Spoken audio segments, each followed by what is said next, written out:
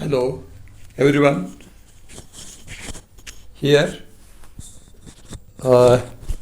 we are going to have a wonderful information, what I call the tale of human evolution, the most fascinating and the most difficult aspect of learning in 12th biology perhaps is this particular chapter and this particular topic, the human evolution. The textbook of class 12 gives you a brief narrative of how evolution of human beings took place. But if you happen to see many video clippings on this particular topic, you wonder what the information given in the book is not enough to understand the tale of human evolution. Therefore, I just made an attempt to collect some information from different sources like NCERT textbook, YouTube's, and then the Google and my own books. From then, I just made a small clip attempted in a way so that you will be able to understand the concept clearly, but details you have to study or you have to look into very excellent video clips made in the YouTube. I would like to first acknowledge my gratefulness to those people who made content available in the YouTube. Now we will begin. Now we shall look at this chart, this board I have made. This board looks to be very clumsy, filled with many words. Let me go by word so that you understand that very clearly. So when we look at the human beings, we say he belongs to a class of chordata, the family chordata, called the Mammalia. The group Mammalia is a small group in the total animal kingdom, and that small group called Mammalia has 21 different orders, different groups. One among the group is called the primates. In the primates, again, we have 1, 2, 3, 4, 5 different orders. One of them is called lemurs, lorises, and then tarsiers, monkeys, and apes. Now, there is always a big question mark, and many people argue that whenever we say we have evolved from monkeys, we have evolved from apes. So it is very difficult to argue at this point of time from where we came. But one thing is certain, that in the history of evolution, our evolution started sometimes 20 million years ago, which you and I cannot even imagine. There were no human beings, there were no aeroplanes, there were no houses, there was nothing like what we see today in the modern civilization. Perhaps what the archaeologists and other scientists visualize would be in 20 million years ago, maybe some ape-like and human-like organism. It may be both ape-like and also human-like creatures were living on the trees of the African forest, and they were known by name proconsuls. Proconsuls is an extinct genus today. We don't have that. But these creatures were living on the trees using all the 4 limbs they had, and they were only purely vegetable eaters, vegetarians. They are living on the trees, jumping from tree to tree, and they did not know what is hunting, they did not know perhaps how to kill animals. So they were only feeding on the vegetable matter. Well, this was 20 million years ago. And that means to say humans evolved from the ape-like individual, what we call proconsuls. And at that time, the conditions of the environment became very harsh, perhaps, that's what the literature says, and then the cold temperature became so severe that the most of the forests in that area, geographical area, were destroyed. There were no forests and only long desert-like savanna type of vegetation was there. That means to say these proconsul organisms or creatures were not in a position to get their food. So they have to move from tree top to the ground, and they are called Ardipithecus. Now let us try to know a few words before we go further. Now this word Ardi comes from the Afar language. It's a language spoken long ago, and that means ground. So the creature from the top came to ground, and they were known by the name Ardipithecus. Now the word Pythecus, if you understand these words, understanding evolution becomes easy. Pythecus is a Greek origin. It means ape. It talks about the apes. Then Homo refers to human. Erectus refers to straight neck and bipedal. Ergaster refers to working. Heidelbergensis is a name given to one of the evolutionary part, and that is a fossil found in Germany. Habilis refers to the word which means adapted to a particular condition. So these are the words which you remember, then it will be easier for us to go. So about 10 million years ago, preconsuls might have evolved due to the conditions in the atmosphere called Ardipithecus. And these Ardipithecus started moving on all the fours. All the four limbs were flat. They were moving and running from place to place.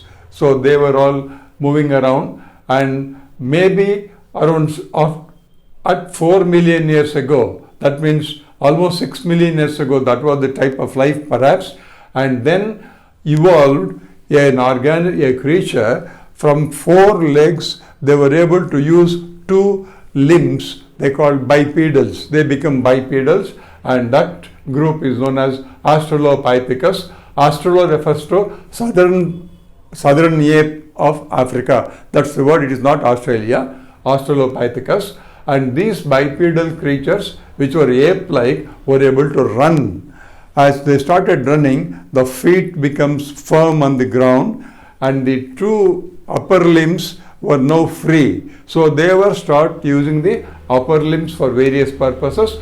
From there, perhaps 3 million years ago, Afriensis refers to that particular zone where these particular creatures evolved. Perhaps they behaved like human behaviors. That means they were trying to use their forelimbs, and their fingers were made to operate. So their fingers were still straight and palm were to the ground, and they became almost like the human-like, half human-like structures, and that is 3 million years ago. And then comes the Homo habilis. So that type of creature now have taken the real shape of a human being. That means to say primitive man-like structure. That means to say their facial changes in the skeleton, changes in the forelimbs, changes in the hind limbs, changes in the brain. All this took place, and they almost resembled Homo, that is the man, and they started using their hands. The fingers became more flexible. Thumb was able to come and touch the other fingers, phalanges. So they become more hold to grip the materials started coming, and it is at that time this Homo habilis type of organisms started using the stones as their weapons. Stones to kill, to hunt, and from the type of the vegetarian type of eating habits became a kind of a carnivorous type. So a complete modification took place, that is due to the changes in the entire environment. Remember, we are talking from 20 million years ago to coming to 2.5 million years ago. That means almost about 18 million years took the time for the ape-like organisms to have structures like a human being, and they started colonizing. That means they were not living alone independently like creatures. They started moving like a small family, and then appeared at the same time, around 1.5 million years ago, perhaps, 3 different groups of organisms have been identified by fossils. One of them is Homo ergaster. Ergaster means working. So these creatures started using their hands and their forelimbs, using the stones as their weapons, and they started writing something or carving something using in the caves. These are all visible evidences today. And then Homo heidelbergensis is another evidence where a human skull was detected in Germany, in the Heidelberg, in 1905. So that name has come from then, Heidelberg, and that fossil indicates the development of the brain and other things. And then came the Homo erectus, that means the man with a straight neck and moving around. By this time, a number of changes happened in the facial bones and all the other types of bones. One important thing happened was the brain structure, that is the skull started becoming larger and larger, and the facial bone becoming smaller and smaller, and that means brain size started increasing as the evolution went on. From 20 million years, when you come back, when you are moving towards the modern age, the size of the brain started increasing. By the time it came to 1.5 million years ago, the brain size was 700 cc, which was very small in the beginning. It may be 400 cc around 4 million years ago. So that means though you may not remember the definite quantity of the volume of the brain, we can only say that the brain started increasing, thereby showing the evolution of the brain and the brain cells, and the skull size became larger and larger, eye sockets became smaller. So many facial changes happened in the skeletal system, and they're all the adaptations. Adaptations have happened, and then around 2000, now it is 250,000 years ago. That means 2 lakh years ago, Homo sapiens, man the wise, started walking on this planet Earth. And this planet Earth were now slowly in 2500 years, that is 2 lakhs years ago, afterwards nearly around 5000 years ago, the human civilization started. Human beings now evolved into regular human beings as we see today. They were curious, they were intelligent, adventurous, and the brain size now became 3 times larger than the earlier man or the primitive man. And thus the entire evolution of the human being started in a definitive path. And today what we see is the Homo sapien, man the wise. Everything is in the hands of man today. Either we can destroy ourselves or we can evolve ourselves into intelligent beings. So today you have seen many discoveries and inventions happening. That is the way in which it started. Beginning, we only used the stones, and now man has invented many things because of his intelligence. So this intelligence, development of intelligence also came into being. So these are all the various chapters in the tale of the human evolution. These chapters are very interesting, but there is no time and I don't have that much of intelligence and also knowledge to explain those chapters. So kindly go through some books or go through some videos available in the YouTube and look at these chapters. That is, Proconsuls is a chapter, Ardipithecus is a chapter, Australopithecus is a chapter, Afriensis, Homo habilis, Homo ergaster, Homo heidelbergus, Homo erectus and Homo sapiens, how these organisms evolved into a modern man, and that is the beautiful story of the evolution of human beings. We will stop here. If possible, maybe I will end up in the second clip tomorrow to tell the tale of these things. Thank you all.